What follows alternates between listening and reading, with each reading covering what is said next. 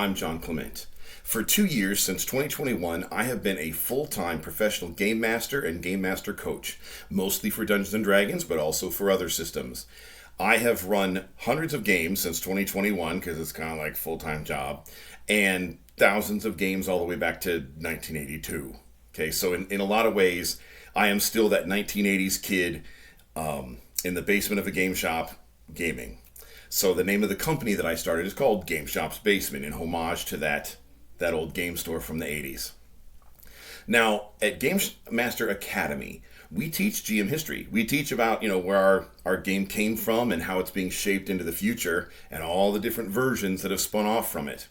So when we talk about people like Gary Gygax and Dave Arneson, who created the game for us, and they've passed on, and I was there at Gen Con in 2008 when there was a moment of silence on Saturday at noon because Gary had passed on that year. They had not just a moment, I think they had a minute, full 60 seconds of silence. The guy came on the PA system. It was a very cool moment, for I think these days Gen Con has over 50,000 people, but back then it was like 30,000 people. 30,000 people all stopping just for a moment, whether they were gaming or buying something from a vendor booth or chatting with their friends or whatever. They all just stopped for a minute. So that was history. So Dave Arneson, Gary Gygax, they've gone. It seems kind of weird to talk about Matt Mercer like history because he's still young. He's still with us. He's still around here on the earth, still doing things. But he did do something really historical 8 years ago in 2015. He invited us to watch that game get played. So Gary and Dave created the game. Matt invited us to watch the game. So the next thing for someone to do, in this inevitable historical progression, is to invite people to play the game with us. So how many times have you wondered, like for instance, I've been running the same game continuously since 1987. Now, I started playing in 82. I really kind of got the campaign going a few years later in 87. And it's got the multiverse. People travel around. They've been to Dragonlance and the Plains of Hell, and they've been to Forgotten Realms. They've been to all sorts of different places. And recently, because it's popular and it's cool, and I was running professionally, people asked me to run, for characters in Exandria. So, books are cool, got the books, was running it, and people enjoyed it, and they were like, wow, this is just like that episode when such and such happened, or this is just like what happened to such and such a character. But, when you purchase someone else's product, the closest that you can do is to have your gaming table kind of run in parallel to it, or approximate it, or simulate it.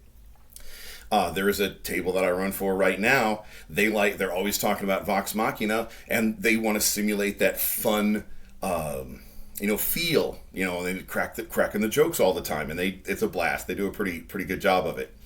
But we're inviting you to actually play with us here at the LOFT project, LOFT, largest online fantasy tabletop. So connected online. Have you ever wondered what would happen if our favorite game was an MMO? That's what we're doing here. So your character, if you've ever wanted your character to be part of something bigger, instead of just having adventures that are like the main company's adventures, what if your adventures were the main company's adventures? What if your character was just as legit as anybody else's character, and what you did affected the world? What you did affected the storyline of everybody else? A couple quick examples. Recently, we had a Saturday night table benefit from something that happened with the Tuesday night table. She's gone now. Ding dong, the witch is dead. But there was a very powerful NPC, a magical hag from the Feywild that was undergoing an apotheosis. She was ascending to become an archfey. And so she had some players under some very particular magical effects from totally different tables because it's all one connected campaign. Well, the players kind of, on Tuesday, they kind of made sure that she died. They didn't necessarily directly kill her, but now that she's dead, the players on Saturday night that were affected by her machinations, some of them are free now. Because what she did wasn't the kind of thing that could last permanently after she died. So People on Saturday that don't even know the people on Tuesday were affected. Another example was there was a plane traveling group. They decided to go visit Ravnica, one of the game worlds in the gaming multiverse, published products and everything. And they brought back something that they bought there, a living thing, and they brought it back to a more normal D&D type world.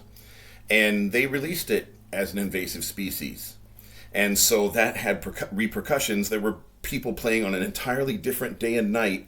Like, what is this? Where did this come from? What is this kind of thing doing in this world? Well, it was kind of brought over. So we've already got people who are working on assembling armies because they want to take over countries.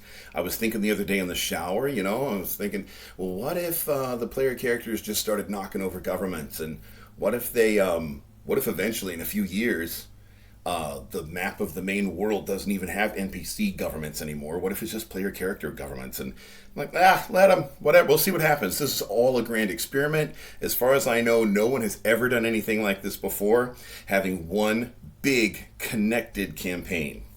So if you have any questions about it, there is a Discord link nearby somewhere on whatever page you're watching this on, whether it's YouTube or Patreon or our website or wherever.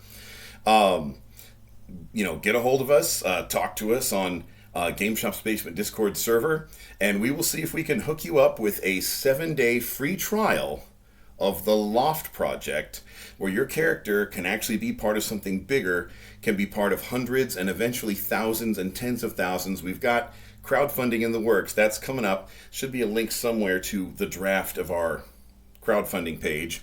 Haven't pulled the trigger on it yet, but we're getting ready to. Next month, we are adding more Game Masters. And on our website, we should, at GameShopsBasement.com, we should have a list of the available hours where we've actually got DMs ready to DM for you. So, any questions? Find us on Discord. And in the meantime, I'll see you around the gaming table.